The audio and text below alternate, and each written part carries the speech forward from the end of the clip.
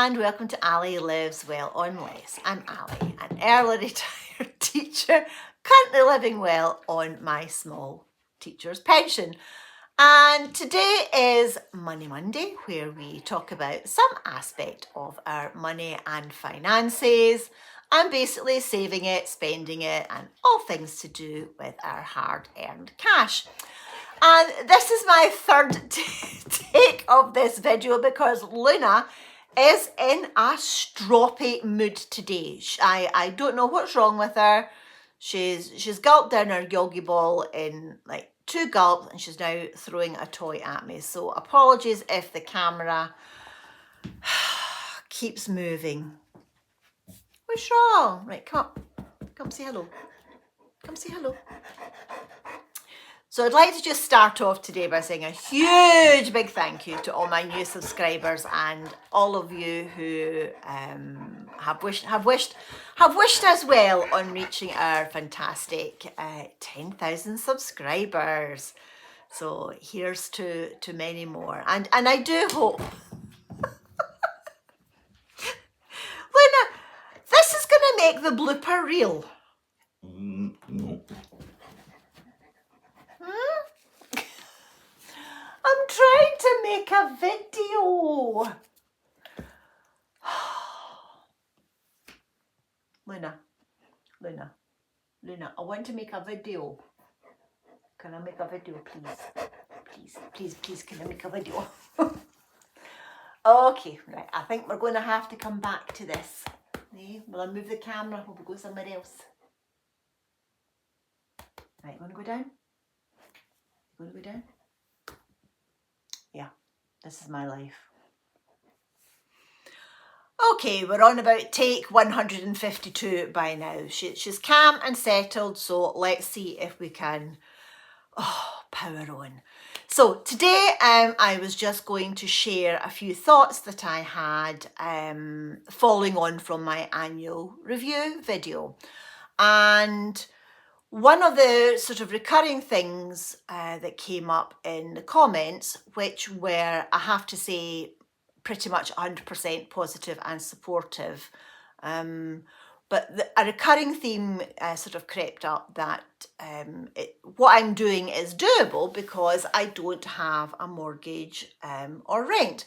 But I have explained in that video that I worked very hard towards the position that I'm in now. So if you are hoping to either retire early like I did, or downsize, or basically just simplify your life, it did take me about 15 years to get to this stage of planning and saving and downsizing.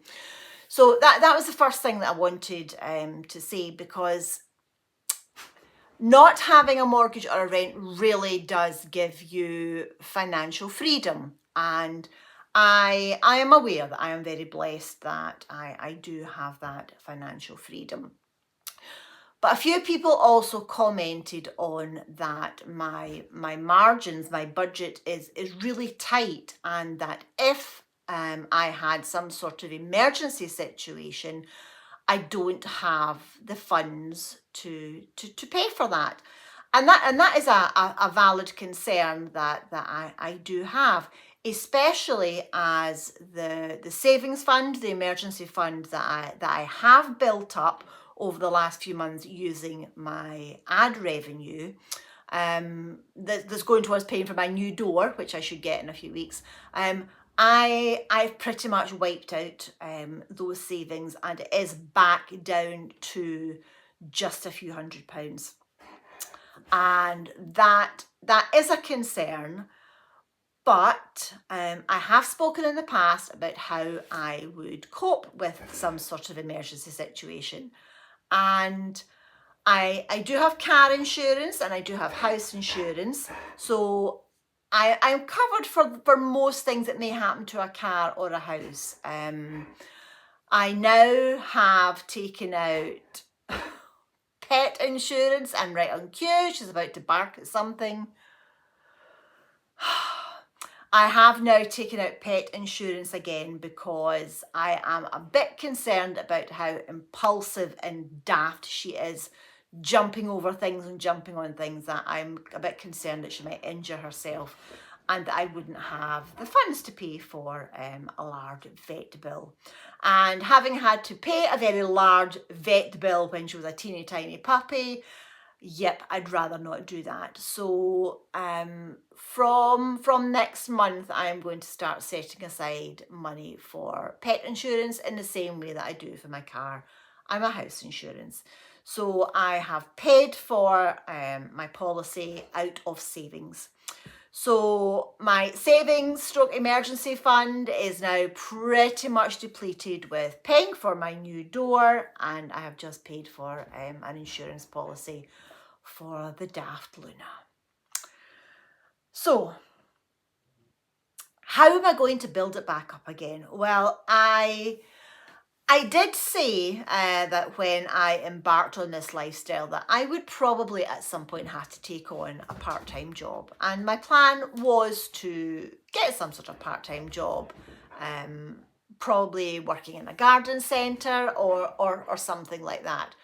But because my YouTube channel, thanks to you lovely guys, has become successful enough to generate ad revenue, and I do have a few £100s each month to put away into savings, and I will build up my savings fund again for that. So this is my part-time job, and I have talked about that in a previous video. I think it was back in December when I was talking about my plans for 2025. So I do treat doing the YouTube stuff like a part-time job, and I do spend a lot of time sort of thinking and planning, and the basic running of the channel does take up some time. And I'm very grateful that that is a job I can do working from home effectively, so that I'm around for Luna while she's still young and daft. She is getting a lot better, and I can do more things sort of in the garden or around the house while she's still here. So I'm not sending her to daycare as often as I would have done in the past, just so that I could get things done. So I'm saving money by not using the daycare as often. But I am sort of really carefully looking at my costs and my spending, and yeah, I need to get that emergency fund built back up again. But I have also said in the past that if there was an absolute disaster or something that I needed a lot of money for, I could either sell my car. It wouldn't be the end of the world. It would be inconvenient not to have a car to do things, but it wouldn't be the end of the world. I could sell my car. It's only 5 years old and it's in good condition.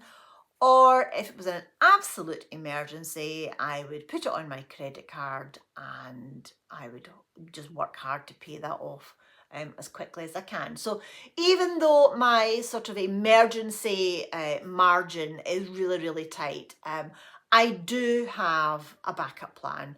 And for everything, I have a plan, and my plans have backup plans. So there's not much that I haven't thought about, you know, those sort of what if scenarios. So I think I'm okay and I'm covered for most things. So now with the pet insurance, that I have no idea what she's barking at now. So now with the pet insurance, I feel that I've got that bit covered as well. As long as she doesn't break a leg in the next 10 days until, you know, that first 14 days cover period sort of passes, and then we'll be fine. So I'm just going to go and see what is agitating her now. Oh my goodness, this video has taken hours to make, so goodness knows what sort of length it's going to be once I get to the editing stage. But yep, how dare a pigeon walk past our house? So that's what's annoying her. Right. Okay, so the other thing that, that came up a few times was, what about gift giving? So in other words, what about birthdays and Christmas? So I've spoken before about my gift giving circle is actually quite small. It really is just immediate family now. So i.e. my children and their spouses, and my mum, and that's it. I don't generally buy presents or send cards to anyone else unless it is like a landmark birthday or special occasion, or a wedding or something like that. So for gifts, luckily the birthdays in my family that I do celebrate are spread out throughout the year, so they're not all at once. That comes out of my supermarket budget. I will either give a card with cash, or I will get a card and maybe a nice plant, or flowers, or a nice bottle of wine or fizz, and that would come out of my supermarket budget. So my supermarket budget each month is £120 for everything. So that's not just food, that's basically anything you can buy in a supermarket. So birthdays are covered by the supermarket budget. Christmas, I just give, again, cash to my children. I have a few small gifts that I give to other people, and that comes out of my savings. So Christmas is a savings fund time of year. And I've already spoken about how Christmas is very, very low key, in, well, certainly my house and my sort of immediate family. I don't go overboard at Christmas. But that may change in the future if I have young members of the family, but for the moment, it's just my children, my mum and my aunt, and sort of maybe a few friends may get something. So I do keep things small and I keep it simple. I do make some gifts as well. I do make some sort of posh foodie things, so that's something that I may share later on in the year as well. But yeah, so that was a recurring issue that popped up a few times, and I hope that helps people who are trying to work out their budget as well. Okay, I'm going to try and wrap up this video while Luna is outside. I suspect that the sort of thundery weather we've had for the last 24 hours has unsettled her. She's been a long walk today, she's been played with, she's had a yogi ball, all the rest, I don't know, she's just very agitated. So I think I will quit while I'm ahead.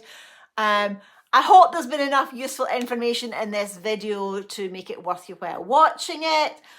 Who knows, I'll have to go back and have a look at the edit, but yeah, this is my life. So I don't go out of my way to create special content. This is genuinely how I'm living my life. These are genuinely the things that I am doing on a day-to-day basis, and it seems to be what people like watching. So thank you so much, and thank you for liking and commenting and subscribing and watching those adverts. It really, really is appreciated.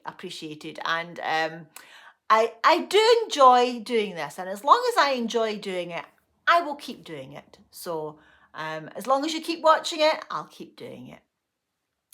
So thanks for watching. I think there will be a Wardrobe Wednesday this week, if I can finish off something that I have been working on, and I will see you then. Have a fabulous day, enjoy the rest of your week, and I'll see you soon. Bye.